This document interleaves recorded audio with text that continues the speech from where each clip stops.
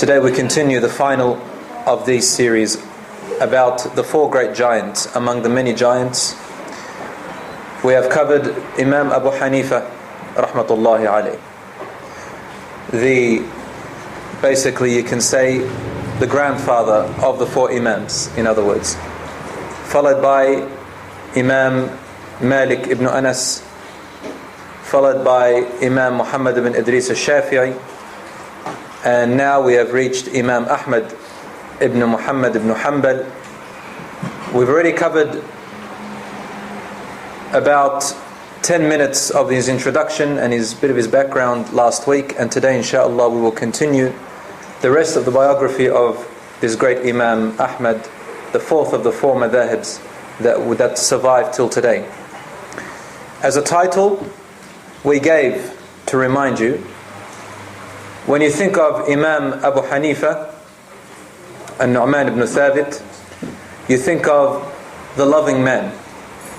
When you think of Imam Malik, you think of the man of aura. When you think of Imam al-Shafi'i, he is the encyclopedist. He had knowledge in all areas. And when you think of Imam Ahmad, it's difficult, but I had three titles for him in one. He is the man of piety, determination and resilience. Piety, determination and resilience. This is what comes to your mind when you hear the name Imam Ahmad. Another thing that comes to your mind is hadith. Imam Ahmad was the top in his rank in hadith. And the people in hadith have ranks, they have levels, and they're called names. The lowest of those names is called a hafiz, or a muhaddith, a hafiz. Today we say hafiz for someone who's memorized the Quran. But the real definition or title of hafiz is a hafiz of hadith. Minimum for a hafiz, he or she would have known 30,000 hadiths with their chain of narrations complete with authentic authority.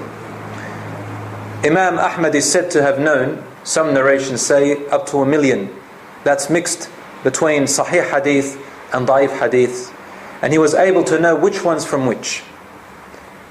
I don't recall which Imam it was who taught his son 30,000 hadiths in that era. And after he learned 30,000 hadiths, his son was about 12 years old, said to him, son, now it's time to learn the authentic hadiths. Everything you learned was the da'if, weak or fabricated. Imam Ahmad, the middle or the balanced amount that he is said to have memorized is 700,000.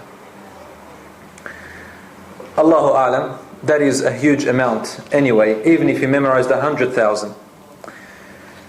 And Imam Ahmad, he produced these hadiths in a famous book called Kitab al-Musnad. And today, scholars, for those of you who want to know, when they say this hadith is in Musnad Ahmad, this is how they say, Musnad Ahmad, there's no need to search which Ahmad it is. You don't need to ask which Ahmad. Or when they say Rawahu Ahmad, it is narrated by Ahmad. Automatically it is Ahmad ibn Muhammad ibn Hanbal. Al-Shaybani is his original tribal name. So they say Musnad Ahmad. In the book, Musnad. Musnad, basically it comes from the word of sanad, which is chains of narrations. So his book is carried on authenticity. It is a bit unusual, and I don't understand why. We have 6 books of hadith that are the top and the most authentic of all. I don't understand why the Musnad of Ahmad did not make it in the top ranking of the 6. It is not considered as Al-Kutub al-Sitta, which are Al-Bukhari, Muslim, Al-Bayhaqi, Al-Nisa'i, Al-Tirmidhi and Abu Dawud. Musnad Ahmad is a reliable source, but for some reason this one and some other books didn't make it. I don't understand why, although the great scholars, including the contemporary scholars and later ones and many others, really, and Imam Bukhari, and all of them relied on Musnad Ahmad, because Bukhari and Muslim, they all came after. Maybe for political reasons, maybe for other reasons, Allahu A'lam. Maybe because all these other 6 books had most of the hadith that are already in Musnad, and they just put it into these new books and revised them again. Allahu A'lam. But nevertheless, when someone says Musnad Ahmad, Rawahu Ahmad, then you know He is a muhaddith, a man of authority. When you say hadith narrated by him, then it is a strong hadith, insha'Allah. He went to great lengths. My brothers and sisters, I said he is a man of piety, of determination and resilience. Piety, taqwa. Although all the scholars were men of piety and taqwa, when we say he is an imam of piety, we're talking about where he stands out beyond measure, to the point of what we call wara'. You know, there are people who abstain from haram. They abstain from haram, from major sins, but they still do minor sins. And there are people who abstain from minor sins, which is, mashallah, more taqwa. Because taqwa means to defend yourself and protect yourselves from haram as much as you can. And there are people who not only protect themselves from many minor sins and repent quickly, but also from the halal things which they fear may lead to haram. And this is called wara'. And we gave an example of Imam Abu Hanifa once, when he used to make clothing, and sometimes he'd make time for the women. One of them was sitting on a chair, and then she left, and a man came and sat in her place immediately. Imam Abu Hanifa said, don't sit in her place, you should wait until the spot where she sat on cools down. This is wara'. This is a form of wara'. Or when Umar ibn Khattab radiallahu anhu heard about Hudhayfa, that he married a Jewish woman, and he said to him, divorce her. He said, why, ya Imam, halal or haram? He said, halal, but you're an example, and I fear that in the future men, mu'mineen, will take you as a role model and say, well, Hudhayfa did it so easily, so therefore we'll marry from the kitabiyat, from the women of the people of the book, Christians and Jews. And because they have khalaba, these women, they don't have the degree of hijab and the degree of modesty that Muslim women have, especially in those days. I'm not talking about today, things are getting out of hand, unfortunately, but in those days it was much different. And they'll start looking at these women, they'll attract them, and they'll start marrying them and leave the pure, pious, Muslim, believing women aside. That's what I fear. Hudhayfa divorced her based on taqwa, and this is called wara'. Imam Ahmad was a man of determination. You're going to find out today what a determined man. Someone who makes a decision and sticks to it to the end. And this is really a quality of men. And really, a lot of us are a speck when I explain Imam Ahmad's determination. Nothing stopped him, mashallah. You understand, and probably to some of you may seem a little bit extreme, but this was his way. Every scholar was known to be extra cautious in a particular area. Imam Malik never lifted his legs off the ground because he, out of respect for the Prophet ﷺ's body in the grave, he never left Medina in his life and died there. This is what he's known for. Imam Ahmad, you'll see his determination. Resilience is when something after a calamity or a hardship, they come back straight. It doesn't affect them. So calamities, and resilience comes from the meaning of when a rod is bent and then it just goes back. Rasul ﷺ described the believer with resilience like a palm tree, and he described the arrogant person who disbelieves in Allah and arrogant like the cedar tree, the arz tree. The palm tree, it bends with the wind. No matter how strong the wind bends it, its head will touch the ground in the strongest storm, and after the storm is gone, the palm tree goes straight back up as it was before, as if it hadn't been harmed. As for the cedar tree, al-arz, is known to be a solid, stubborn tree. The wind comes really hard, and it'll fight the wind, until it breaks. And when it breaks, there's nothing left. So Imam Ahmad was resilient, man of determination and a man of piety. Unlike all the other imams, we said that every imam had a turning point in their life, meaning there was a time in their life where something happened and then they went into the world of scholarly knowledge and religion. Except for Imam Ahmad. He was different to the rest. We cannot find at any time in his life where there was something that turned him around, made him go into in his history we find that from when he was a baby to when he was a child, he was always raised on religion and knowledge and the circles of deen. Why? We mentioned last week. His background is that he was an orphan. His father was a soldier. His name was Muhammad. However, he's not named Ahmed ibn Muhammad. He's named after his grandfather, Ibn Hanbal. and he was a scholar as well, and he had a very strong position, and he was an activist against the government, against the Umayyad dynasty with the Abbasid dynasty. He was a governor, and he was well known for his work and his mujahada, his struggle and his striving in order to keep things upright. So that's why when they name a person after a famous person with a great name, and his grandfather had a great name and greater purpose than his father. His father, Muhammad, died at about the age of 30 as a soldier in the battlefield in Palestine.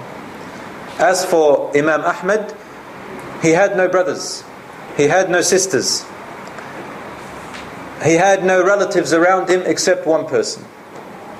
One person was left in his life, and that was indeed his mother. This mother of his was also from the tribe of Shayban. Bani Shayban, we said that they were people of resilience and determination. They're the only ones who, in the history of the Arabs before Islam, beat the army of the Persians. And so she came from that line, a strong, determined mother. She dedicated her life for Imam Ahmad to learn in the path of Allah subhanahu wa ta'ala. And she raised him on absolute piety, modesty, adab in all its sense. She gave up her life. She did not remarry after his father, because she wanted to dedicate her whole energy and life on her son Ahmed.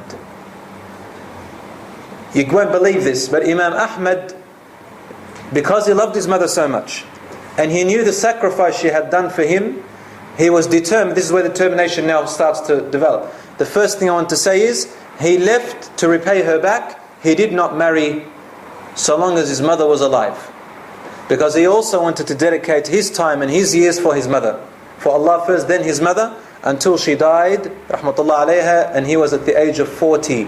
He married at the age of 40, subhanallah. His mother was a widow at the age of about 20 years old. You can imagine that. And subhanAllah, this reminds me of my grandmother. I'm not here to boast, but I hope, Ya Rabb, that she was like that. It reminds me in the same way. But this mother is far beyond her, subhanAllah, raising an imam like this. Imam Ahmad refuses to marry for his mother.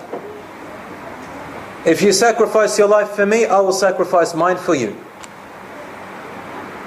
Because if I get married, I don't want anything to be in your heart, even though I don't mean it. I may seem like I'm favoring my wife, and I don't want to give you the wrong impression, my mother. This is now the act of piety coming in.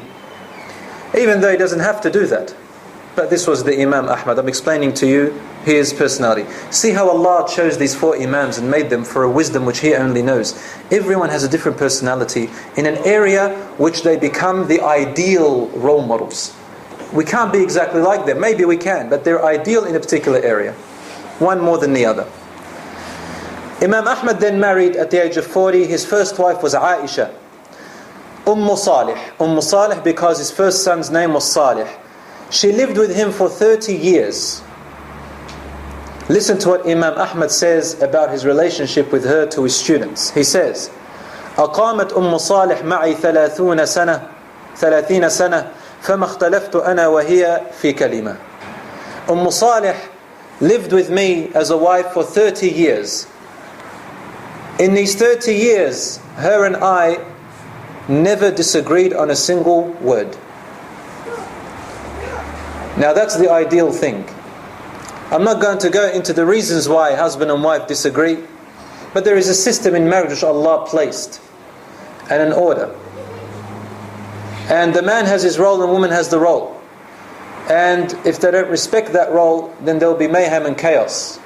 The husband is the leader of the home, the wife follows and obeys him, except in things which Allah has forbidden, even if it be against her own desires. And he must show her love and care and compassion in return. But if one of them is broken, the other is. But if the pillar of the home is broken, the whole home is broken. However, this is what the Imam says. I heard a joke. A friend of mine, Sheikh Navaid, who came down here, he says a husband and his wife, modern day husband and wife, in the bedroom, meaning there was obviously where else are they going to be, A husband says to his wife, what do you think if I became the Khalifa? She says, you, anyone but you. I'll never follow you, and I'll go and live up somewhere in some valley in a mountain than to follow your reign, because you'll destroy everything. Then she says to him, if I climbed Mount Everest, what would you do? Wouldn't you be proud of me? What would you do? He said, I will climb all the way up, and I will stand with you, and I'll give you a small push. That's what he said. As for today, not to have a go at our sisters, just modern day. Another joke, and I heard it from another Dr. Hashim, Allah barik fi, jazahullahu khairan. He says, before the husband and wife, when they're engaged, the husband does all the talking.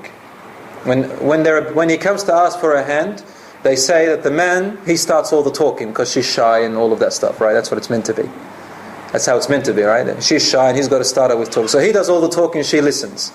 When they get engaged, she does all the talking and then he listens. And when they get married, they both do the talking and the neighbors listen. And this is the modern day catastrophe we're living in.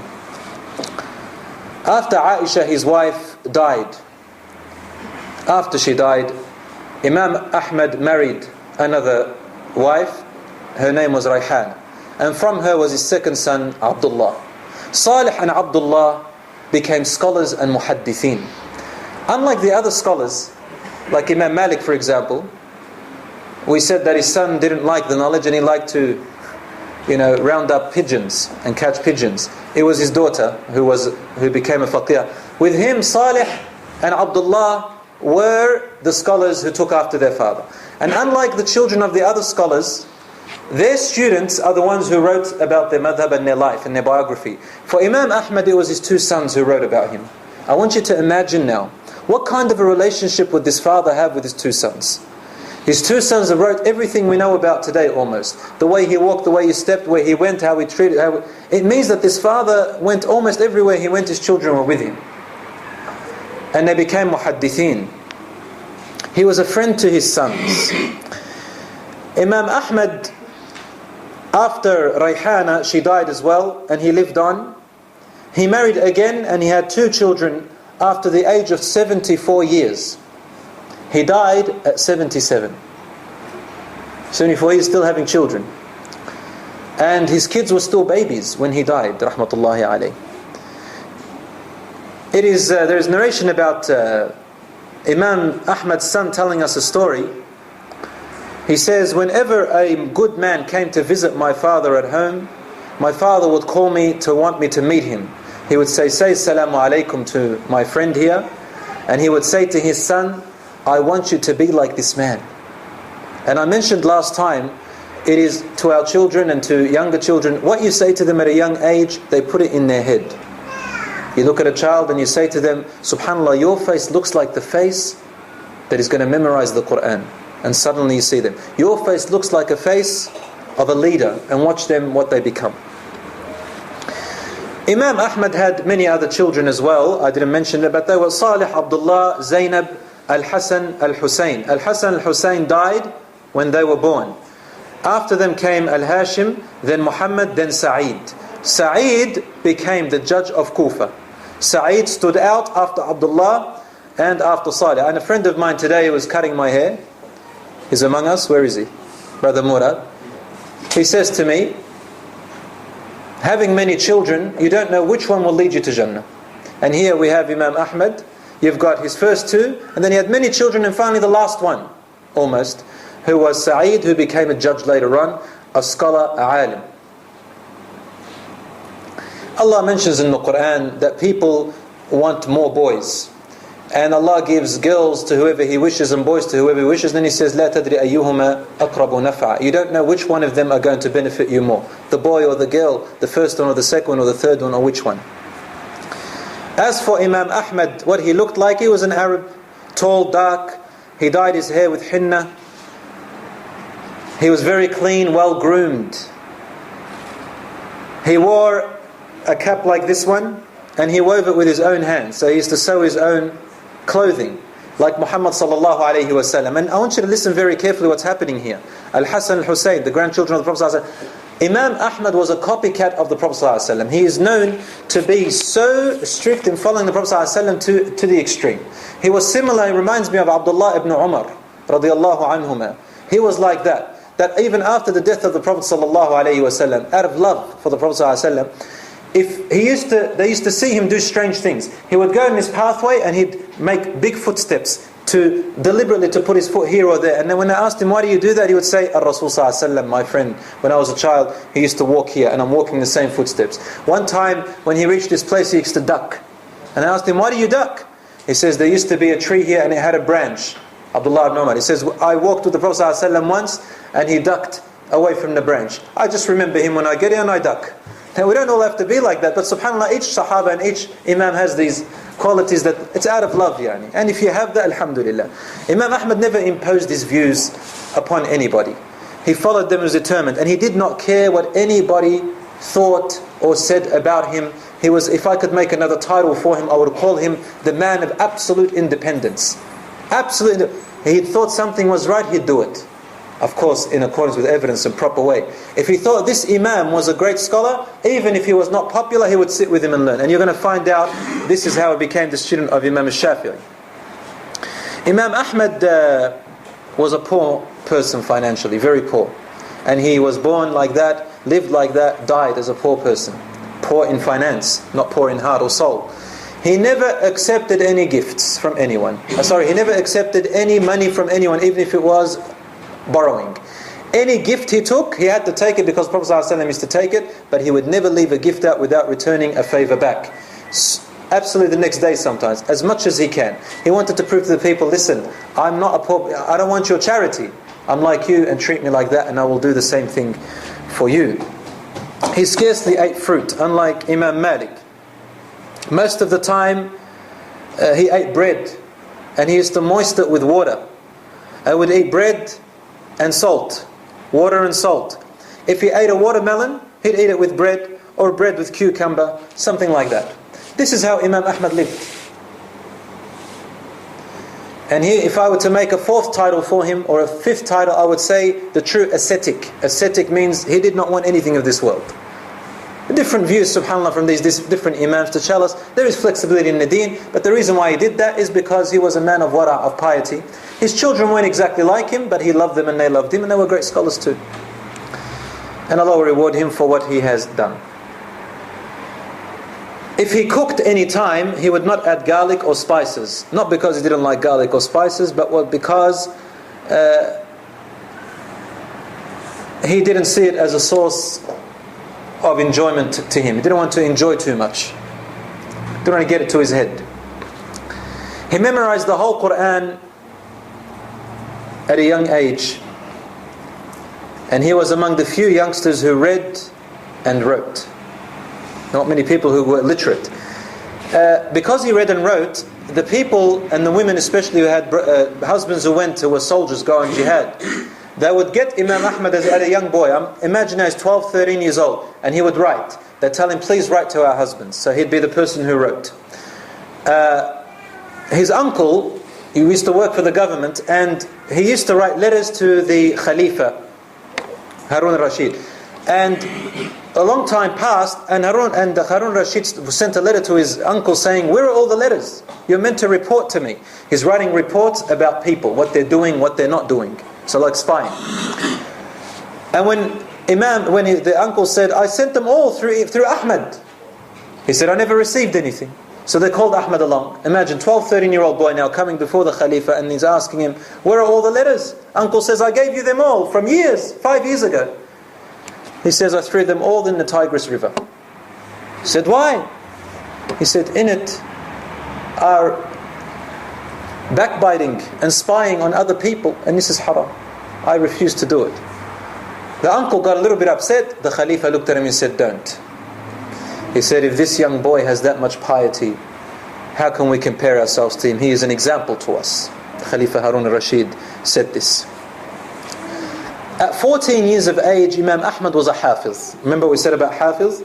which is 30,000 hadiths plus, or some say 1,000 hadiths plus, Allahu A'lam. He was a fantastic writer. When he'd go and take the letters of the women to their soldiers, their husbands, the husbands want to write back. A lot of them couldn't write, so they got Imam Ahmad to write. They had a young child, and they'd write sometimes words of romance, love words. I love you, and when I come I'd like to do this and do that. And Imam Ahmad would write, and he would not write these words. Every time I say love you, he'd take it out. Subhanallah. Because in his nature, subhanallah, he thought, how am I going to go to this woman and sit in front of this stranger woman, and I'm going to read to her because she can't read, and he says I love you, and when I come I'm going to... Subhanallah, man of piety, sitting there telling a strange woman these things. He couldn't. So he used to omit them. Subhanallah. And that's why I said the man of piety. Everybody envied this teenager. You know, when parents, they wish that their children could be like a particular young man, this was Imam Ahmad. Everyone looked at him, and mothers and fathers said, I wish my children were like him. As a teenager, this was Imam Ahmad. Everybody loved him. Now there's something that I want to mention here, and in the modern day, it has been lost. Wallahi, with great sorrow. I don't know if it's the wife's faults or the husband's faults or the society's faults or whatever it is. Imam Ahmad was what you would call today a mummy's boy, which is a wrong statement. He would do anything she told him. Early in the morning, before Fajr, he would get up and wear his abaya and everything, and he would wanted to head off to the masjid. Why? Not going to meet someone, a girl, or going out with his friends, or going out to A'udhu Billah. Wallahi, no. He was getting dressed to meet the Imam so he can get knowledge off them before anyone gets to them. That's where. Any friend he took, it was because he wanted to learn something off him. And when he became his friend, he was dutiful to him. Any Imam that he chose, anywhere he went, was for knowledge, was for piety, was to learn. He'd get up early in the morning before Fajr to go, and his mother would say to him, son, don't go. It's dark and I fear for your safety. Wait until Fajr time. And the son would always sit down. And he never left his home at night before Fajr because his mother didn't like it. She was afraid for him. Even though he could go, there's nothing wrong. But he obeyed his mother. Never argued with her about anything. Today, if we say that to someone, said, Mum didn't let me out. And we're talking about a young man here, 17, 18, 20 years old. We ridicule them and tease them. Your mum and dad control you. You listen to your mum and dad. Aren't you a man? Imam Ahmad, when you see now what kind of a man he was, we would swallow our tongues. And when you know the value of mothers and fathers, you will swallow your tongue when you become a mother and father, when your children are old enough and they're strong enough. You're going to wish, because وَتِلْكَ الْأَيَّامُ نُدَاوِلُهَا بَيْنَ النَّاسِ. For those of you who neglect your parents, or those of you who strive to tease others about that, Allah says, these are the days. Every person gets his day. You're not a father and mother now, you'll become a father and mother one day, and you're going to have to face the same thing. His friend Ibn Jarir, also a learned man, he said one day, come across the Tigris River so we can meet and learn. He said no. He said, why? He said, my mother told me not to cross the river. I know, but she's afraid for me. I want to obey her in that sense. He says, but just do it, it's no issue. He says, no, Mum said no. Some people say, my wife prevented me. Why don't you say, my mother prevented me? There was a scholar by the name of Haytham who said, if this young man lives long enough, he will be evidence against the people of misguidance. And truly, he became the evidence, my dear brothers and sisters. I'd like to stop here before I go on for a second. And I want to just inform you about something. Who were his teachers? His first teacher was, guess who? Huh? No, his father died when his father was 30 years old, and he was an orphan, his son. So his son was still about 1 or 2 years old. His first teacher was Abu Yusuf al-Qadi, who was the first student of Imam Abu Hanifa. You know, when people make this difference between Abu Ahmad ibn Hanbal and Abu Hanifa, they say they're so different, right?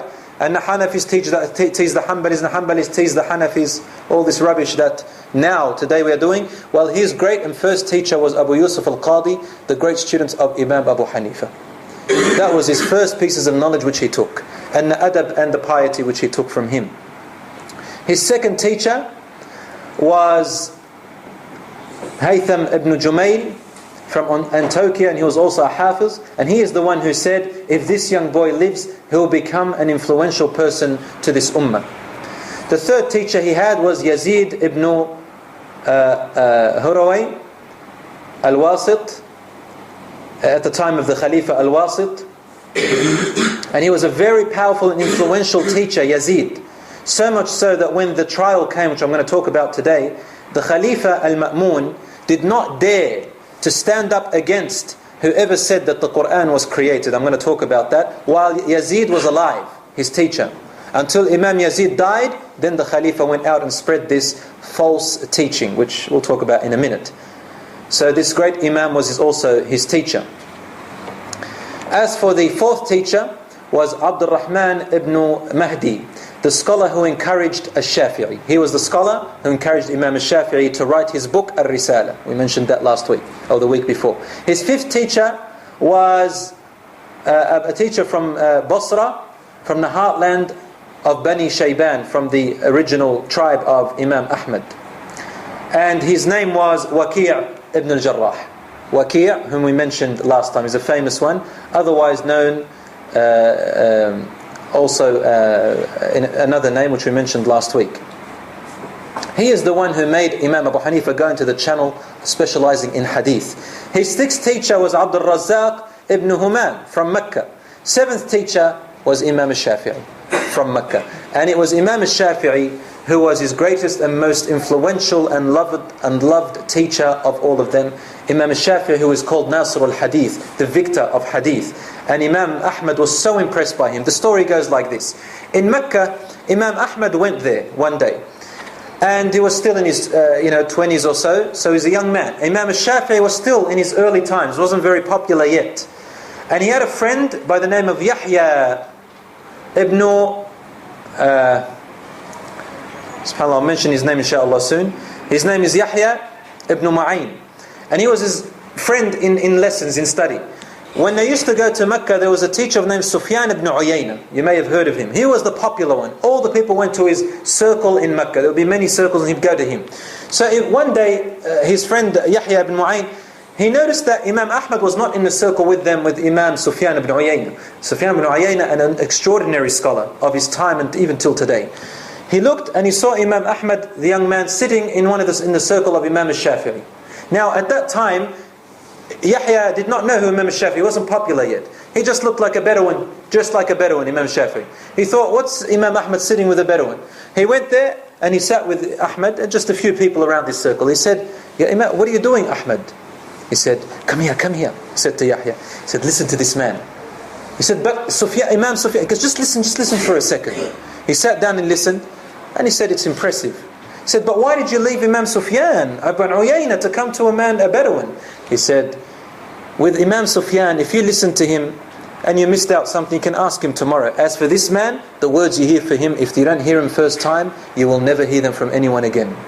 This man is something different. Yahya said, but okay.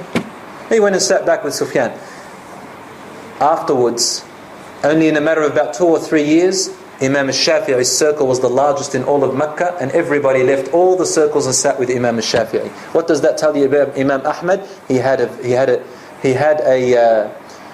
foresight, be able to look at someone and tell if he's a person of knowledge and wisdom or not, before anyone else. And so he became his great teacher, Imam al-Shafi'i of... the eighth teacher among them was Sufyan ibn Uyayna as well. The ninth teacher was Yahya ibn Sa'id al-Qattan. Same status as others, until Ahmad became a scholar of his own. My brothers and sisters in Islam, Imam Ahmad, at the age of 22 years old, now you're going to see the man of determination. 22 years old, he left Baghdad from Iraq, and he traveled to different places in his 20s, all around the world, including Kufa, Yemen, Medina, Mecca, 5 times. And how did he go to them? All of them walking. You're asking me if he went on a camel? Not even on a camel. You're asking me if he went on a mule? Not even on a mule. Not on a horse. Not even on a sheep or a goat, because it can't hold him. He went walking. Why? Because he had financial difficulty. So much so that one time he went from Baghdad to Mecca. On his way he got lost, and I want you to imagine, lost on his way, and he'd ask people, please guide me to Mecca, please guide me to Medina. They would ask him why. He'd say, I want to go do Hajj. Allahu Akbar. To do Hajj. Every year almost he did Hajj for his mother.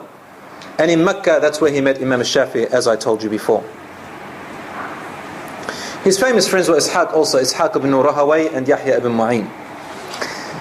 He had absolute independence. When I said he sat with Imam Shafi'i, he didn't listen to anybody else. Is he popular? Is he not popular? Has he got the largest circle or not? You know how today we hear about an Imam coming, he's going to give us a scholarly lecture. Everybody goes to him because his name is known. Or because so many people listen to his lectures. Or he goes off his head in lectures. Or he doesn't go off his head, he's just very well known. Or whatever. His style. But Imam Ahmad wasn't like that. He looked deeper than that. His words are words that you cannot buy. You cannot get them from anywhere. This is a man of knowledge. Even if there were 2 or 3 people sitting in his circle. And this was Imam. Whatever people said, he knew this was the right man and he sat with him. One time by Shaykh Abdul Razzaq ibn Humam, as I said, is one of his teachers. Shaykh Abdul Razzaq lived in Yemen. And one time he went with his friend Yahya, and they went to do Hajj first, and he said, let's go to Yemen to learn of this Shaykh Abdul Razzaq. I hear good things about him. Let's go and learn of him. He said, how are we going to go? He goes, we'll go walking together. We're talking about 2 months journey, 2 months. He said, alright, we'll go together. But he said, let's go do Hajj first. So they went to Hajj, and there, subhanAllah, coincidentally, they met Shaykh Abdul Razzaq ibn Humam also doing Hajj. Yahya, his friend, looks at him. What do you think he said? He said, oh, here he is. Look, we don't have to go to Yemen anymore. We can sit here and learn of him for a few weeks. So he met Shaykh Abdul Razzaq and said, would you mind if we come to your home next day? And he said, fine. Imam Ahmad was silent. When the Shaykh went, Imam Ahmad looked at his friend disappointed. And he said, why did you say that? He said, here he is. The knowledge has come to us. Allah brought him to us. He said, when I made my intention to go to Yemen to learn of Shaykh Abdul Razzaq, I intended to do so. I do not want to feel embarrassed before my Lord after I had promised him something and now I go against it. I am going to Yemen. But ya Shaykh, my friend, he goes, I'm going to Yemen. Yahya stayed back and he went to Yemen on his own. Alaykum salam. He reached Yemen and he learned of him over there instead of in Mecca, subhanAllah. Man of determination, as I said. On his way, because he was so poor, I'll tell you extra to that. On his way, he was so poor, with no one around him, he ran out of money. What did he do? He had to work as a porter, luggage carrier. Imagine that, the Imam carrying luggage for women and children and men to make his money so that he can go and reach knowledge. So he hired himself. Why are you going to Yemen, ya Imam? Because I want to learn knowledge. Why not in Mecca? Because I made the intention. طيب, why are you working like this? Because I need money to get there. Why are you porter? He said, for knowledge. For knowledge, you would do anything, and your status of what you do is not. That's not how you are compared or leveled or evaluated. Your value is something other than how much money you have and what job you have. Some say it's extremism, but however, he never imposed his views on anybody. He tolerated every single person. Tolerate means I understand your opinion, but I do not necessarily agree with it, and I'm not going to insist on my opinion upon yours, or you insisted on me. I understand it, and inshallah will live in acceptance and peace. That's the bigger picture. Just because I disagree, or you say, we don't have to divide. Imam Shafi'i said to someone, just because we disagree, does that mean we have to divide? We are still brothers and sisters. We are still brothers in Islam and also sisters in Islam. Imam Ahmad prayed every day 300 rak'ah. How many rak'ah? 300 rak'ah. And that was when he was young. When he became 77 years of age, he reduced his 300 rak'ah to how many? He became sick and old. Have a guess. 200? It's a good guess. 150. 150 rak'ah when he was 77 years old, and only because he had grown old and sick. He used to fast a lot, read the Quran a lot. Every day, one day on, one day off. Even when he was being tortured in the great fitna, which we're going to talk about very, very soon, he was fasting in Ramadan while being whipped and his back was seeping pus and blood, with remnants of the ropes which he was whipped with inside his flesh. And he would not break his fast, and the people would give him water. Those who were whipping him say, drink. And he would say, Wallahi, I will not drink, I'm fasting. I wish to meet my Lord. If I die like this, I wish to meet him fasting. Man of determination, ya Ammi. This is something unbelievable. When the whipping increased, he could not pray as much, so again he relied on dua. So he couldn't pray as much, but he made dua. There was always an alternative for this man, Imam. Even when he was dying on his deathbed, he was unconscious, and Abdullah, his son, heard his father saying, not yet, not yet. And his son said, what do you mean, no, you don't want to meet Allah yet? Then when he awoke, he said to him, the shaitan came to me saying to me, قَدْ فَلَتَّ مِنِّي يَا Ahmed, you have gone away from my trickery, I couldn't do anything to you. And I said to him, not yet, the war between you is not over yet. You're trying to trick me so I can put my guards down. Imam Ahmad, even to the last minute, determined, said, the war between me and you is not over yet. Don't flatter me. Imam Ahmad had blessings and miracles which Allah subhanahu wa ta'ala had given him, which other than what he gave to the prophets, karamat, which he gives to his friends and his awliyas and his righteous servants, and among them was Imam Ahmad. But before I go into that, I'll inform you now of the mihna and the trial which he went through. The trial in his time, he went through a trial more than any other Imam went through. And when I say Imam Ahmad is not remembered mostly for his hadith or his fiqh. Yes, he was at the level of what you would call Amir al-Mu'mineen. That was when you say Amir al-Mu'mineen min Khalifa, remember we said levels of hadith, you had the lowest is Hafiz, and the highest is Amir al-Mu'mineen. So you call Amir al-Mu'mineen for Khalifa, and Amir al-Mu'mineen for one who reaches a beyond measure mastery in hadith, like professor. Okay? One of absolute level is called Amir. So he was Amir in hadith. He was known, however, for this trial. And I would say that maybe a lot of people will agree that if Imam Ahmad did not go through this trial, maybe he would not be remembered as much. Not to degrade the other Imams, but to say that Imam Ahmad, as all the others were known for something, this is what Imam Ahmad was known for. This absolute resilience and determination, this jihad which he went through, which very scarcely will you hear about people who went through this. Over what? Over something that is not worth a cent. What was it? Like our usual days today. We bring out a little issue and we turn it into a mountain. And we cut off ties and we move away and we make divisions or become into sects and we build different mosques and we call ourselves different names as if all these are different versions of Islam. When I say different mosques, I mean for the purpose of sectarianism, not for the purpose of convenience. Having a mosque here and there for convenience or different languages is fine. But because of sectarianism, I'm on the right, you're on the wrong, I'm going to build a mosque and call it a new name. This is what sectarianism is all about. Imam Ahmad was different to that. He went through this trial of this issue called Khalq al-Quran, the creation of the Quran. There was a group called al-Mu'tazila. And they started off even before, from the time of Abu Hanifa, but they never came up until the time of Imam Ahmad, where they really started to show. Now, I'm going to cut the story a little bit short for the lack of time. This is our last lecture, we don't have too much time. So there are areas which I'm not going to mention, and I'm not going to explain the Mu'tazila or the Aqidah. If you want, you can read about them. In fact, it's all been dealt with. To go into it is senseless and benefits us nothing. Let's talk about what benefits us, and that is to stand for truth, for the sake of Allah subhanahu wa ta'ala, and while standing for the truth, being tortured, forgiving those who tortured you. For the sake of Allah. I'm going to mention, this is the moral from Imam Ahmad. Many Imams at his time, there existed thousands and thousands of Imams.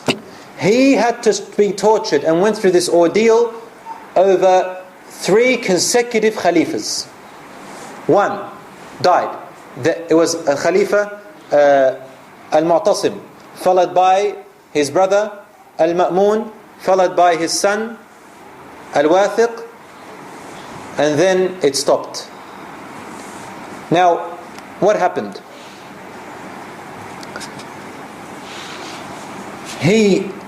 This idea of Khalq al-Quran, this group of people came along and they said, the Quran is not the word of Allah, it is the creation of Allah.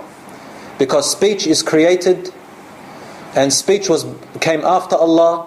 Therefore the Quran is speech, and it is created like you and me.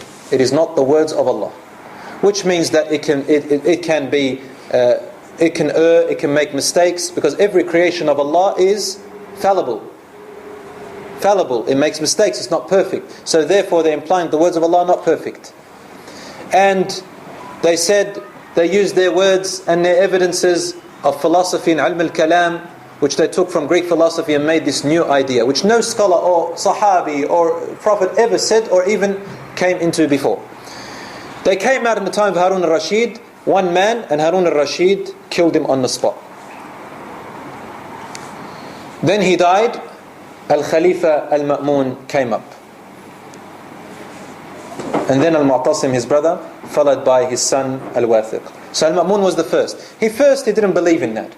But there was a man who came out. He was a faqih, he understood scholar in religion, but he was affected by the philosophy and the dialectics of the Greeks and so on and so forth. He made up this thing, and he came to the Khalifa al-Ma'mun, and he convinced him about the khalq of the Quran. Al-Khalifa al-Ma'mun, unfortunately, even though he was a very learned man in secular knowledge, and educated and academic, he influenced him and he believed what he believed. At first, Al-Khalifa al-Ma'mun did not impose it on people. He said, I believe in this, but he didn't impose it. But then this man came back to him and said to him, I can't recall his name, but he said to him, no, you have to tell the people this is part of Aqeedah and have to agree on it. And if they don't agree, it is disbelief. So then after 3 years, Al-Ma'mun stood up on this rampage. He said everybody must accept it. And he came to all his workers and his government officials and he said, start with my judges and start with the scholars that work for me. They have to believe in it. And he got one of his secretaries and he said to him, ask one question. Ask them this. What do you say about the Quran? If they don't answer a clear statement, ask them, do you say the Quran is created or not created? If they say created, let them go. If they say not created, report it to me. And this is what he did. About 30,000 imams. It's halal because of their lives, yielded. They all said the Quran is created. Only a number of them. Some of them, they did a trick. They said, the Quran, the Zabur, the Zams and the Torah, these 4 are created, meaning my 4 fingers. The government understood, the Khalifa liked it, and he said, well, okay, this is called Tawriyah, say it. Tawriyah, say it. And I want the Imams even just to say that. Finally came Imam Ahmad and 3 friends of his who were contemporaries. They came to him and they asked him the question, what do you say? They said, the Quran is the word of Allah, not created. So they put him, he reported it. The Khalifa ordered that they be put in chains and brought as prisoners. When they came to that, 2 of his friends, the ulama, they yielded. They said, no, it's created. They couldn't withstand it. Our family, our children, and they were left behind. Then it was Imam Ahmad and his favorite friend, Yahya ibn Ma'in. Yahya ibn Ma'in was resilient. They put the chains in him and on their way. But even Yahya yielded. But there was, I think it was Yahya or another friend of his, subhanallah, on their way, I think it was Ishaq, on their way, Ishaq died from the travel. As for Imam Ahmad, he was still alive. On his way, Imam Ahmad, this is now where the karamat come in. On his way, he made a dua. He said, Oh Allah, Allahumma la tajma'ni bil ma'mun. Oh Allah, do not let me meet Ma'mun. The second day, they came back and they said, you have to be returned. Why? He said, your sentence has been suspended. The Khalifa died. Wallahi, this is true. The Khalifa got sick and he died. But before that, Al-Mu'tasim, his brother, took over. Al-Mu'tasim was not a scholar. He was a military commander. So he was tough, was ruthless, and his brother Al-Ma'mun, he loved him a lot. And Al-Ma'mun, before he died, requested him, he said, make sure that there is no alim or judge except that you make sure that he believes and says that the Qur'an is created. Al-Mu'tasim did not care about anything else. All he wanted is to carry out his brother's order. My brother said it, I'm going to do it. I don't care who it is, they're going to die if they don't say it. Or basically going to be tortured and imprisoned. And so he carried it out again. And so Imam Ahmad was brought into chains one more time. And he was brought before the Khalifa in Baghdad. It was hot. It was deadly. It was Ramadan. Al-Mu'tasim was fasting. Imam Ahmad was fasting. He was put into the prison. And then he was brought out. On the first day, now the scholar that died, who started this rumor, another one took over. His name was Ahmed ibn Abi Du'ad. Ahmed ibn Abi Du'ad, a scholar, but had been affected by this thing called dialectic intellectuals. They gave interpretations of things which the mind cannot comprehend. And there's nothing wrong with reasoning. There's nothing wrong with using the logic in understanding things. All the scholars did this. But the line is drawn when you go into areas that the mind cannot comprehend. These are things divine, beyond our ability. When the Christians said Jesus is the Son of God, they went into areas, or the Trinity, into areas the mind cannot accept. Even till today, the biggest horror for a Christian who knows his Christianity, religion, will say to you, the Trinity is my horror. I don't want to talk about it, because it's beyond the mind. Or the Jews, when they went into their ilm al-kalam, and these people went into areas that the mind cannot comprehend about Allah Himself. All the scholars and the Sahabas and the Prophets never spoke about it. And so the debate began. Imam Ahmad was brought into chains before the Khalifa. At first, Al-Mu'tasim tried to yield. He said, "Ya Imam, please, you are a respected person. I'll let you go. Say what they are saying. Say what your friend said, Yahya bin Mu'in. He said, Khalq al-Quran. He says, I respect him. And if it wasn't for him, hadith would not be among us. He said, but even then, I stick to what I have to say." He was determined. Ya Imam, please. Ya Imam, please. And the Imam Ahmad said to Khalifa, he said, Ya Khalifa, Ya Amir al-Mu'mineen. So he acknowledged his imara. Said to him, give me one evidence from the Quran that the Quran is created. I cannot find any evidence. Give me evidence and I'll accept. Nothing personal. Al-Mu'tasim couldn't find anything. Then he said, take him to the prison. He went. Second day he came out. And this time, Ahmed ibn Abi Du'ad and his scholars around there. Ahmed ibn Abi Du'ad went into a debate with him. He said, I have evidence from the Quran that the Quran is created. He said, which one? He said, Allah says, Inna anzalnahu Qur'anan Arabiyan. We have sent this Quran down in the Arabic language.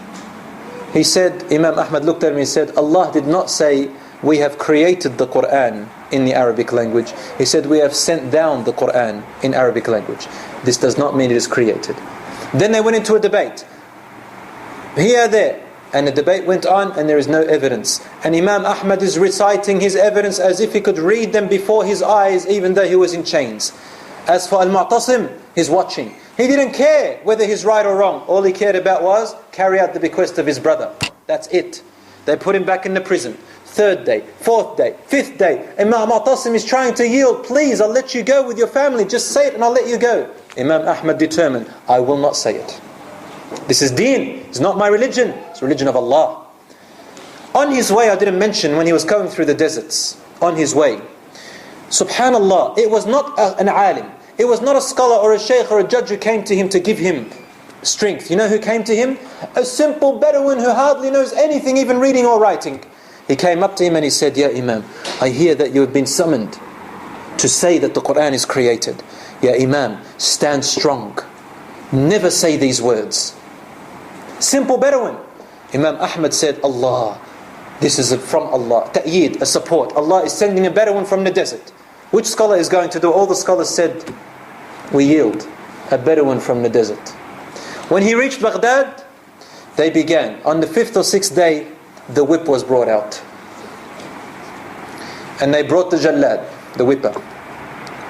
They tied him up, took off his shirt and left his pants on. They put him on utensils that the people, mechanisms that the Mu'tazila used to use. Like, well, I'll give you an example. There was a barrel that had that had steel thorns inside of it, prickly thorns like sharp razor swords. And they used to make a person wear it, and he had to stand. Stand for 1 week, 2 days, 3 days. And he couldn't move. Each way he moved, he would be stabbed. All these mechanisms. And they subjected Imam Ahmad to these different mechanisms of torture. They whipped him. And whipped him. The doctor who treated him later on says, I saw him being whipped as if he was whipped, wallahi, 1,000 times. The doctor says, if a camel was subjected to the torture that Imam Ahmad was subjected to, the camel would have died. He said an elephant. I correct my words. An elephant would have died. But this is from Allah subhanahu wa ta'ala, a miracle. First day, second day, whips after whips. The doctor says, I saw his back. There were like caves inside his back. Valleys inside his back. He said, when I came to, without any anesthetic. Imam Ahmad refused anesthetic. Why? Because it was alcohol. He refused to have medicine of haram. And he would resort to dua and supplications, and he would go unconscious. And he would, the doctor would say, I would have to take remnants of the ropes out of his body with knives, and sometimes I would have to cut out meat on the knives of his back. So Imam Ahmad was subjected, and he stood firm. All he had to say was, the Quran is created. They said to him, do the 4-finger thing. He said, not even that. He was fasting one day being tortured, and Mu'tasim is coming saying to him, please Imam, please, you are an Imam. He said, I don't want to hurt you more than this. He said, never. One day when he was fasting, Mu'tasim stood off his chair, because you see the Khalifa doesn't get off his chair, you see. He got up, he stood, and he stood for him. And the people around him saying, the Khalifa stood up for you, how could you make the Khalifa, and he's fasting in the heat? And Imam Ahmad is fasting himself. He said, never. They brought him water. He said, I will not drink. I want to meet Allah fasting. But he didn't die. Then they saw him after a few days of whipping, and this is in history. Believe it or not, Allahu A'lam. They saw him say some words. They couldn't understand it. But one of the writers says, later on, I understood what he was saying. He was saying, Oh Allah, do not let my awrah show. His pants were slipping off. All this mattered not to him except that his awrah would show. The person who's writing says, Wallahi, I saw his pants by themselves somehow make their way up, and they were tight on his body and never fell. Believe it or not. And that was the dua of Imam Ahmad, only saying that. When he entered the prison with his pain and torture, he would stay up in the night praying. Another support from Allah came to him. A man who was imprisoned for drinking alcohol. He came up to him and he said to him, Ya Imam, I have been whipped 40 lashes each time for drinking alcohol, and I have been imprisoned. I have now been in prison for 4 years because I drink alcohol. And I cannot resist my alcohol. And I have resisted the whipping for 4 years because of something haram, alcohol. He says, you are resisting the whipping. Fillah, for the sake of Allah, do not give in. For I resisted for alcohol, you can resist it for something fillah. And Imam Ahmad said, Allahu Akbar, this is more support from Allah. No scholar, no pious person, no one. A drunk, an alcoholic, and a Bedouin from the middle of the desert who knows nothing of reading and writing except sheep and camel and goats and their feces. This is where the support came from. It comes to show to us that don't, my brothers and sisters, think that you have to get your knowledge or wisdom or advice, even from a child you can get it. Even from a person on the street you can get it. Wisdom of the truth is taken, no matter who it comes from. Otherwise it's arrogance and proudiness. One prison inmate, now he made friends with all the prison inmates. This man is subject, I'm talking about 13 or 14 years of his life, imprisoned and out. One man came to him and they felt sorry for him. And he said to him, Ya Imam, just get yourself out of this. We can't bear seeing you like this. He looked at him and he said, are you a student of knowledge? He said, yes.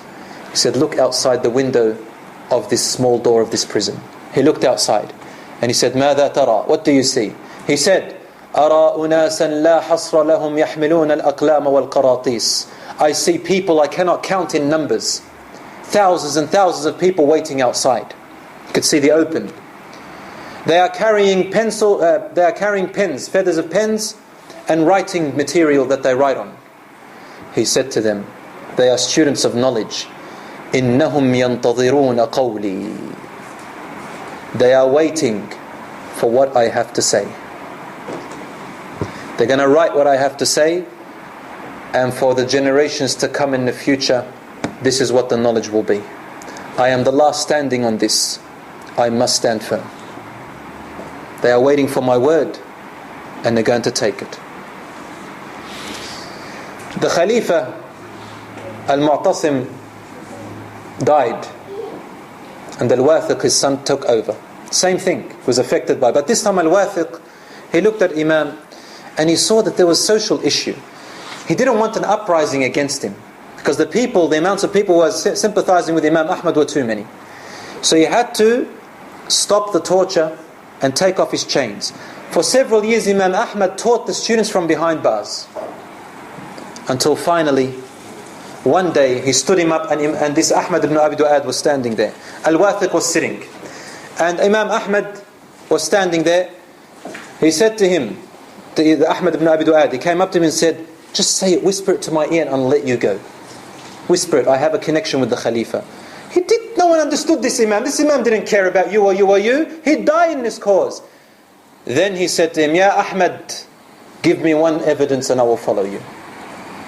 He said, Ar-Rahman allama al-Quran. The most merciful, he taught the Quran. Ar-Rasul Imam Ahmad said, Allah did not say Ar-Rahman khalaq al-Quran, created the Quran. He said allama al-Quran, he taught the Quran. This is not evidence. Then he said to him these words. He said, what you are saying, did the Prophet Muhammad know it? He said yes. Actually he said to him no, because he said yes, he needs evidence. He said, Tayyib, did Abu Bakr know this? He said no. He said, did Umar? He said yes. He said, did Umar ibn al-Khattab know this? He said yes. He said, did they talk about it? He said no. He said, Al-Rasul is silent about it. Abu Bakr is silent about it. Umar is silent about it. And do you think you're better than the Prophet Abu Bakr and Umar to talk it? They stayed silent, why can't you stay silent? And that's when it was the last straw. Al-Wathiq started to think with his head, the Khalifa. It says in the narration that Al-Wathiq started laughing so badly that he fell backwards. You see, the Khalifas have a special way of laughing. They've got to go on their back and lift their legs up. He fell back and lifted his leg up, saying, Ya Ahmed ibn Abi Du'ad, the Prophet and Abu Bakr and Umar, they stayed silent and you had to open your big mouth. Until finally Al-Wathiq looked at it and he said, this is rubbish. Al-Wathiq died, but he didn't release him and announce it. Another Khalifa came up, Allahu Alam, it was Al-Wathiq or the one after him, and he said, what is this? He released Imam Ahmad, and he came to the Mu'tazila and he stopped them where they were. Some of them had to be put to death, and some of them were put in the mechanisms of the torture which they used to torture the other people with. And the whole of the city, Al-Khalifa announced that the Mu'tazila are rejected and refused, and this Imam has shown their wrong. And then the people of the Medina, of the whole city, came from Baghdad, and the Imams, and all those who whipped him and tortured him, seeking his forgiveness, including the Khalifa. You know, like the Australian, the national apology for the Aboriginals, the Rudd government, like that. We apologize officially to Imam Ahmad and we hope that he will forgive us. Imam Ahmad announced, he said, I forgive every person, every Khalifa, every person who instigated this, every person who whipped me, and I forgive them with all my heart, except the Mu'tazila. I don't forgive them. Why? Because if I forgive them, I am supporting a deviant sect. I don't forgive them. Imam Ahmad forgave in the cause of Allah. And this is the love of Allah. A love of Allah. When someone says, by Allah, he says, for the love of Allah, I forgive you. Abadan. He never took anything personally. I'll finish it off, insha'Allah, about his miracles which Allah subhanahu wa ta'ala gave him. Once a crippled mother asked her son to go to Imam Ahmad while he was in his home. She was crippled and she said, go to Imam Ahmad and ask him to make dua for me, for I hear his dua is accepted.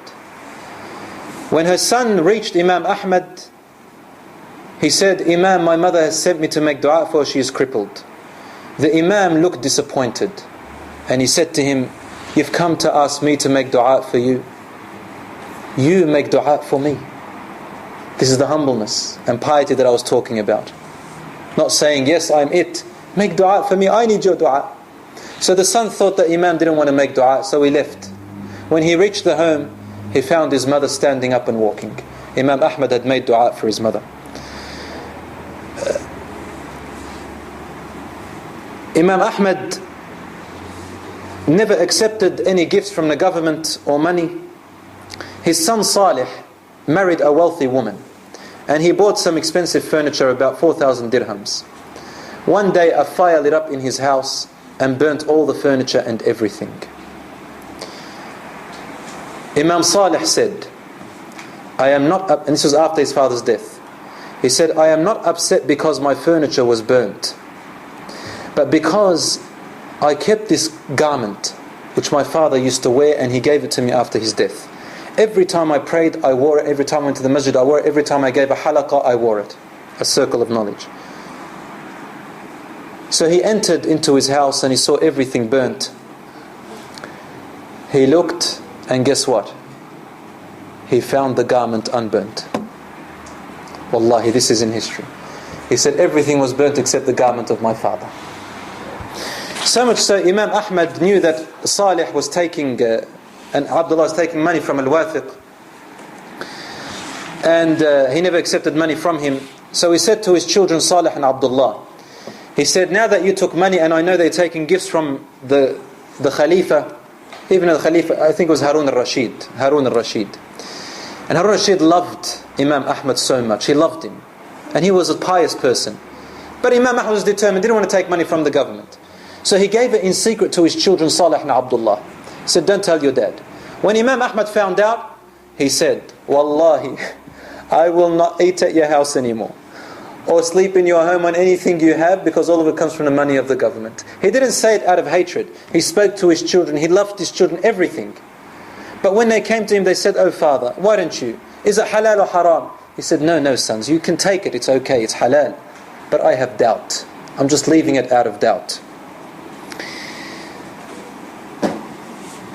Once his son made aqiqah, he had a son, a grandson, and his father came to him. I want to tell you something very important. He said to him, make sure that you give to the poor people first. They invited the ulama, they invited officials, and he was among the scholars who used to remember the poor people more than anyone else. Why? Because he was a poor person himself, and he was an orphan himself. One colleague said, I look at Ahmed just to learn manners in different occasions and positions. He always returned the favors ASAP. Al-Mu'tasim who tortured him, Imam Ahmad forgave him. I'll tell you why. He knew Al-Mu'tasim had conquered a land near the Romans. Just because he had done this for the sake of Allah, Imam Ahmad, without Al-Mu'tasim apologizing, without Al-Mu'tasim going to him, and Imam Mu'tasim died wanting the torture and the imprisonment of Imam Ahmad. Imam Ahmad, just like that, for knowing that Al-Mu'tasim conquered a land for Allah, he said, oh Allah, forgive Al-Mu'tasim. It's about what sort of service that you do for Allah that the mu'min forgives you.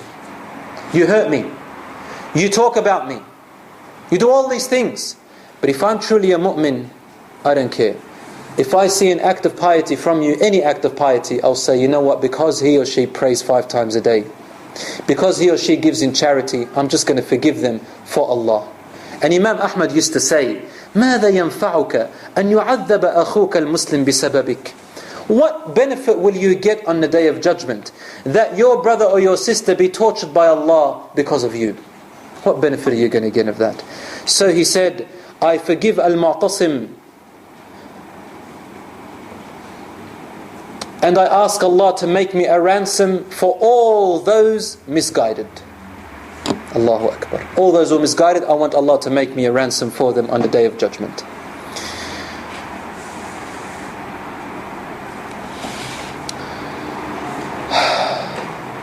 One time Imam Shafi'i, it moves the heart really, to a person to forgive someone else.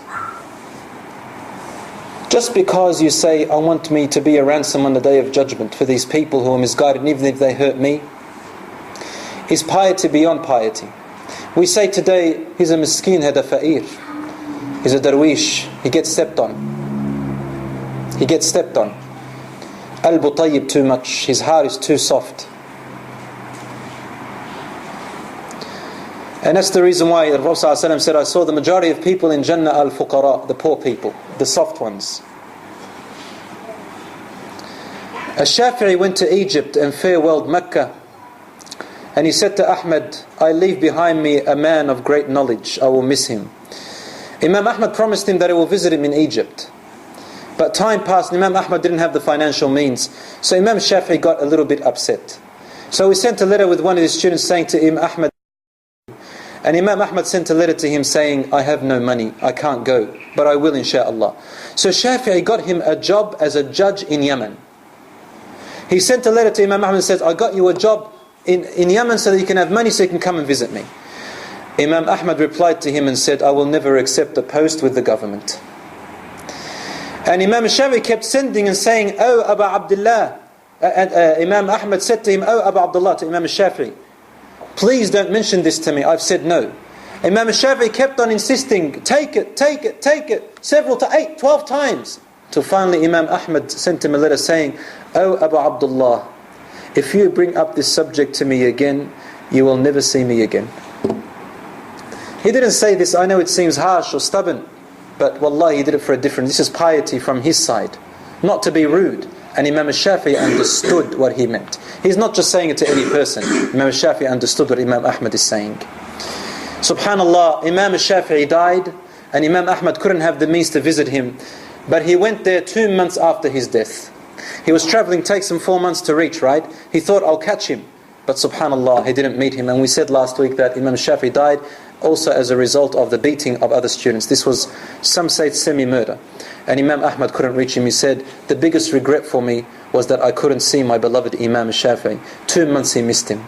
He missed him 2 months later. So he visited his grave and he made dua for him and everything. One few more things. His son Salih said, my dad ordered me to buy a gift one day worth 5 dirhams. He didn't have much money. I bought a gift worth 5 dirhams for my neighbor. So when I asked him, Father, why did you order me to do that? He said, because yesterday I saw my neighbor give a gift to my son Sa'id. Sa'id was about 2 years old. I saw him give him a gift. So I bought gifts for his children the next day. He didn't want anyone to make him feel poor. He had a dignity. He loved this and he brought him love with other people. Someone who was jealous said to Al-Mutawakkil, I'm sorry to have said Harun al-Rashid, the next Khalifa was Al-Mutawakkil, who loved him. One person was jealous, said to Al-Mutawakkil, Ahmed doesn't want to take gifts or money from you because he doesn't accept your position of ruling.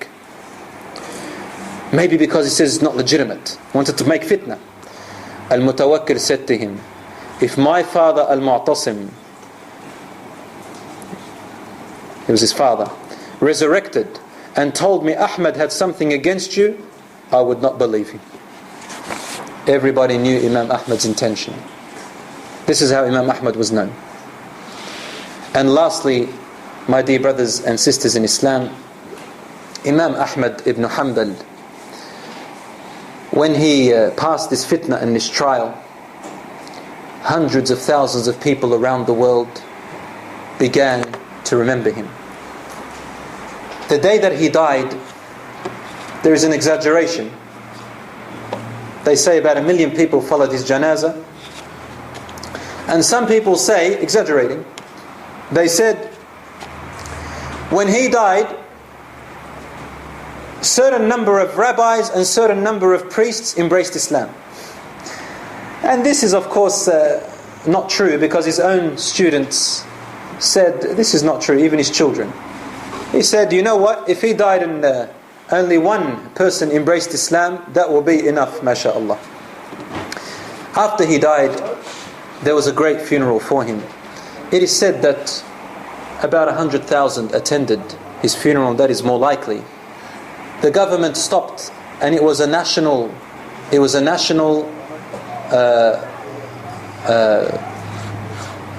holiday, if you like. They stopped everything. People closed their shops. The government stopped their work, everybody, to attend the funeral of Imam Ahmad. After this 15 years of torture, Allahu Akbar. My dear brothers and sisters in Islam, what happened after him was a disaster. His students became overzealous and extreme, like the students of Imam Shafi'i who beat up students of Imam Malik who beat up Imam Shafi'i. And they began to become too rigid, too strict, beyond measure. Some of them even went to the extent of saying, after the Prophet Muhammad ﷺ, no one is more important or valuable or pious than Imam Ahmad. Not even more than Abu Bakr radiallahu anhu, was not even more than him. And some said, only Abu Bakr and Umar. But why? They said because Imam Ahmad went through the torture of Khalq al-Quran. Abu Bakr and Umar, all of those went through trials, but they had supporters. As for Imam Ahmad, he had no supporters. And this is wallahi extreme, zealous, mutanatti', this is haram. They went to the extent of saying, there is no greater faqih than Imam Ahmad on the face of the earth. And this is again overzealous approach, extremism. Rasul ﷺ used to say, هَلَكَ الْمُتَنَطِّعُونَ. He said it 3 times, soon to destruction are the extremists. And he has said, لَا تَطْرُونِي كَمَا أَطْرَتِ النَّصَارَ عِيسَى بْنُ مَرْيَمَ فَجَعَلُوهُ إِلَهًا. Do not overpraise me like the Christians overpraised Jesus, son of Mary, until they turned him into a god. And unfortunately, these students and students of their students became more and more and more. It is said that, this is true, the fact that students, what they started to do was they went and started to do this police of Amr al-Ma'ruf wa Nahy al-Munkar, commanding good and prohibiting evil. It is said that they were the ones who carried sticks, and they would walk in the streets, and if they see a woman that was showing her face, for example, they would carry the stick and they would subject her to whipping. And they used to walk with this. If a person didn't go to the salat straight away, they would whip him. There was a harsh approach that if Imam Ahmad was there, he would whip them. So much so that they went beyond measure, taking the law into their own hands, going beyond the Khalifa. Sometimes, and later on, some of these students, what they would do is, they would instigate something in order to prove the madhab of Imam Ahmad to be right, just to pick up a fight. I remember, even till now, some of these people with this approach, whether it be from the Ahnaf or the Hanbalis or the Shafi'is or the Malikis, we find this same approach. But they pick on the Hanbalis, and the Hanbalis pick on the Shafi'is and the Hanafis, and they call them these names, Hanafi, Shafi, Hanbali. Wallahi, I'm against that. People calling themselves like that. You can say, I follow this madhab, no worries, ya akhi, follow it. SubhanAllah, these were great imams. But don't be blind followers to the point where you divide and you begin not to pray behind the person, you begin to fight over insignificant issues, wallahi al-azim. To the point where a person would cross in front of a person who's praying. Right? Cross in front of him. I'm almost done. Cross in front of him to instigate a fight. When the person who is this poor person, simple man, say, why did you cross in front of me? And they begin to fight, and says, what's wrong with you? And he will say to him, you cut off my prayer. And he will say, you're a jahil, you're ignorant. Didn't you know that if you're praying behind the imam, I don't cut off your prayer, only if I pass in front of the imam. What's the big deal that you picking a fight with your brother? We do more haram than this. Like Umar radiallahu anhu. He did a mistake like this. As a Khalifa, one day he climbed up a ladder and he looked in the backyard of someone. And he found them drinking alcohol. And he said, I caught you. Drinking alcohol under the Islamic ruling, come to be whipped. The person there, he said, okay, ya Imam, Amir al-Mu'mineen, if we did one thing wrong, I did one thing wrong, you did 3 things wrong. He said, number 1, you spied. And that's haram. Number 2, you entered through the back of the house when Allah says enter the house from its front doors. And number 3, you exposed my sin in public when it was in secret. Amir al-Mu'mineen looked at him and he said, and he started to cry. And he said, you're right. I fear Allah subhanahu wa ta'ala. But don't drink again. And he went away. Like this, we learn. not to be overzealous, taking law of our own hands, watching as if we're haram and halal police. Finally, brothers and sisters in Islam, I did not talk about the 4 Imams so that, to impose upon you this madhab better than that madhab or whatever. I wanted you to learn the manner of how these scholars are as role models, the manner of their mothers, the manner of their upbringing, their piety, the way they debated in respect, the way they respected each other, the way they reasoned, the way they feared Allah before anything else, and how knowledge is not about information that you know, but however it is with the verse of the Quran which I started off with, and now I end it with it. أعوذ بالله من الشيطان الرجيم بسم الله الرحمن الرحيم إنما يخشى الله من عباده العلماء. Truly the ones who truly fear Allah are the ones who are scholars. And Allah says, شهد الله أنه لا إله إلا هو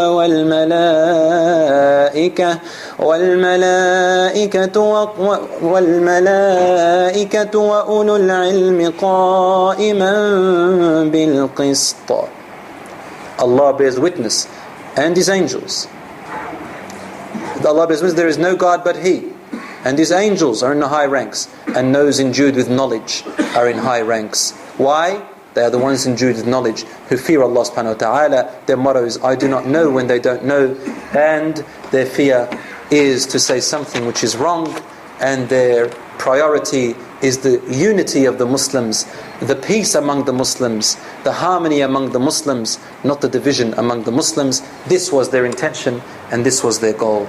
I thank you for listening, and I ask Allah subhanahu wa ta'ala to have made me a tool of His in some guidance in your life. Please, brothers and sisters, you look this up, you read about it, you learn into it inshaAllah, and teach others. Make dua for me, and I will make dua for you. I ask Allah subhanahu wa ta'ala to make us among the true scholars, the true learned ones, full of wisdom, full of piety, and gather us with them on the Day of Judgment. هذا وصلى الله على نبينا محمد وعلى آله وصحبه أجمعين. I'd like to thank the Islamic Information Services Network of Australia for inviting me and having this opportunity to gain some rewards. Inshallah, I ask Allah to have accepted. Wassalamu alaikum wa rahmatullahi wa barakatuh.